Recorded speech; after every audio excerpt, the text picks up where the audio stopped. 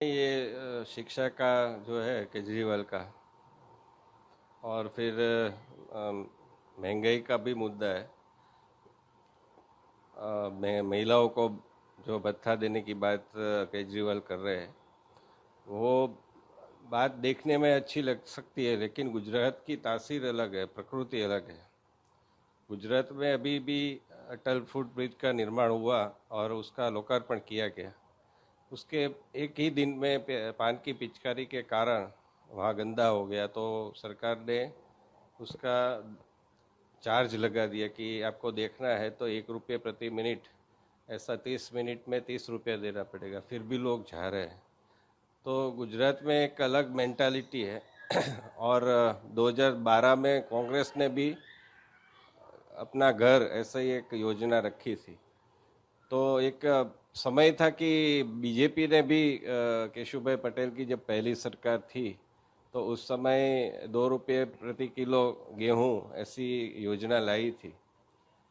लेकिन ज़्यादातर ऐसा है गुजरात का, जहाँ तक देखा जाए, हिमाचल प्रदेश हो, उत्तर प्रदेश हो, वहाँ अलग बात हो सकती है।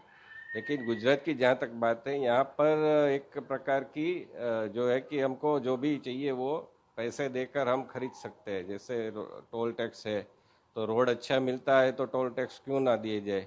ऐसी एक मेंटालिटी अभी लोगों के मन में आ गई है, और लोग भी यहाँ पर ज़्यादातर थोड़े समृद्ध हुए हैं, मतलब न्यू मिडिल क्लास भी आ रहा है।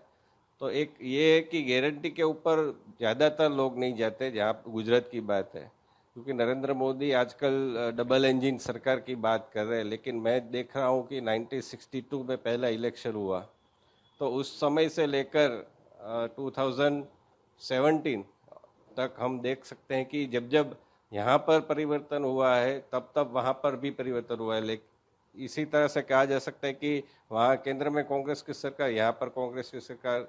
1975 में यहाँ पर जनता मोर्चा की सरकार, 1977 में वहाँ पर दिल्ली में जनता मोर्चा की सरकार, 1989-90 में यहाँ पर जनता दल और बीजेपी की संयुक्त सरकार। तो केंद्र में भी जनता दल की सरकार थी और बीजेपी ने आउटसाइड सपोर्ट दिया था।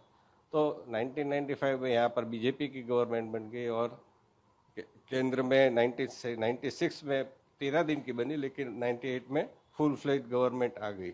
तो इस तरह से एक डबल इंजन की सरकार तो यहाँ पर गुजरात के लोग दे ही रहे हैं। तो गारंटी मुझे लगता है कि सबसे पहला चेहरा आता है, दूसरा पक्ष आता है, दल आता है, और तीसरा फिर कहीं जाके कुछ लोग होते हैं जो कमिटेड वोटर्स नहीं होते किसी भी दल के।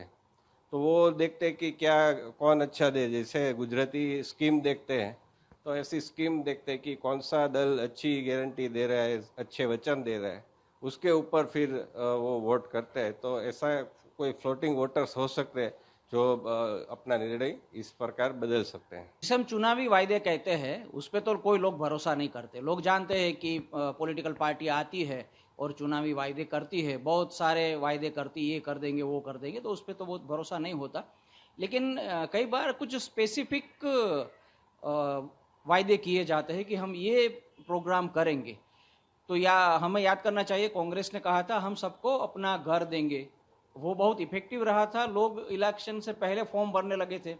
वो इतना अट्रैक्टिव हो गया कि फिर भारतीय जनता पक्ष ने वो मुद्दा उठा लिया। उन्होंने कहा हम भी सबको अपना घर देंगे, तो वो बहुत इफेक्टिव रहा था।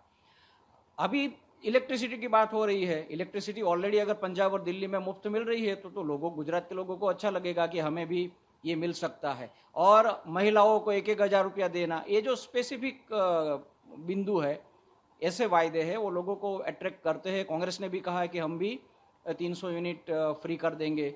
भारतीय जनता पक्ष कहती है कि यहाँ हम कुछ नहीं देंगे गुजरात के लोगों को, तो फिर आप हिमाचल प्रदेश में और जगह क्यों दे रहे हो। और बहुत सारी चीज़ ऐसी भी है कि आप दे तो रहे हो मुफ्त के नाम पे। तो सभी वायदे नहीं चलते, कुछ स्पेसिफिक प्रोग्राम है वो कई बार चल भी जाते हैं। तो इस पर देखना होगा कांग्रेस गुजरात में इलेक्ट्रिसिटी फ्री देने का वायदा कितना चलता है। और साथ साथ सभी पक्षों ने अपने अपने वायदे किए। उसमें से मुझे लगता है शिक्षा और हायर हेल्थ के बारे में, आरोग्य के बारे में जो भी कुछ कहे गए होंगे, वो लोगों ने नोटिस किए होंगे। સતત 24 કલાક સમાચાર જોવા માટે ડાઉનલોડ કરો ઈટીવી ભારત એપ।